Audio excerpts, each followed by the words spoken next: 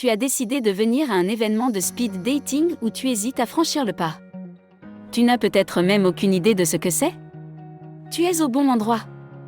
Tenue vestimentaire. Pour les femmes. Si tu as des super chaussures à talons hauts et que tu ne les mets jamais, c'est le moment. Parce que de toute façon, tu resteras assise la majorité de la soirée. Alors porte ces talons fièrement. N'aie pas peur de bien t'habiller, mais cette belle robe, coiffe-toi bien. Objectif 10 sur 10 pour ce soir. Pour les hommes. Pour les hommes, lavez et repassez vos vêtements, cirez vos chaussures qu'elles soient bien propres. Tout le monde doit être à 100%. On se prépare comme si c'était un rendez-vous en soirée avec la personne de ses rêves, et pas comme si on allait tranquillement à la plage. Chose à retenir, oubliez l'idée que ce sera annulé par manque d'inscription. Il est préférable de s'inscrire sans l'arrière-pensée que ce sera annulé. Ça n'arrivera probablement pas. Plutôt que de réfléchir sur le maintien de l'événement, réfléchis à comment te préparer le mieux que possible. Maintenant, voici comment se préparer mentalement.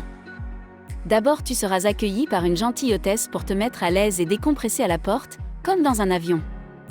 On peut aussi t'offrir un verre.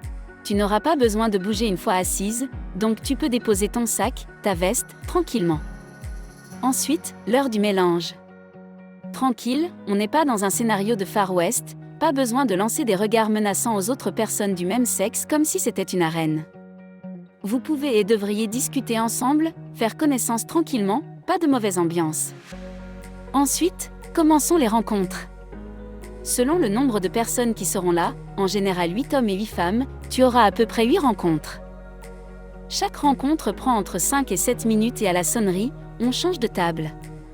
Pour certains ça va aller très vite, pour d'autres, ça semblera une éternité, c'est normal, on est là pour tester l'alchimie entre vous, les points d'intérêt, de l'attraction, etc. Tous les participants auront une fiche de notes. Il y a dessus cette colonne. 5 pour noter son impression, veut absolument le ou la revoir, ce serait sympa, pourquoi pas intéressé, pas du tout. Et une colonne pour noter ce que tu retiens de cette personne comme son âge, ses centres d'intérêt, etc.